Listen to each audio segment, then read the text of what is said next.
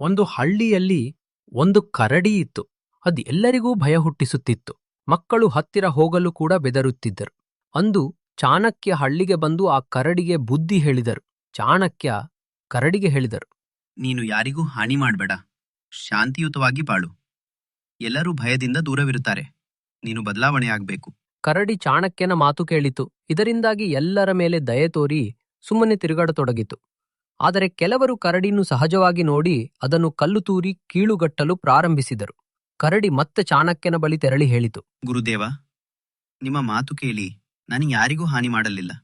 ಆದ್ರೆ ಈಗ ಎಲ್ಲರೂ ನನ್ನನ್ನು ಹಿಂಸಿಸುತ್ತಿದ್ದಾರೆ. ಚಾಣಕ್ಯನು ನಗುದು ಹೇಳಿದರು, ನಿನ್ನನ್ನು ಹಾನಿ ಮಾಡಬೇಡ ಎಂದೆ, ಆದರೆ ನಿನ್ನ ತನ ಮರೆಯಬೇಡ. ಜನರು ಅರ್ಥ ಮಾಡಿಕೊಳ್ಳಬೇಕು, ನೀನು ದಯಾಳು, ಆದರೆ ದುರ್ಬಲ ಅಲ್ಲ. ಕಥೆಯ ನೈತಿಕತೆ: ದಯೆ ತೋರಿಸು, ಆದರೆ ನಿನ್ನ ಶಕ್ತಿಯ ನೆನಪು ಇತರರಿಗೆ ಇರಲಿ. ಶಾಂತಿ ಎಲ್ಲಕ್ಕಿಂತ ಉತ್ತಮ, ಆದರೆ ಅಗತ್ಯವಿದ್ದಾಗ ಆತ್ಮರಕ್ಷಣೆ ಅನಿವಾರ್ಯ.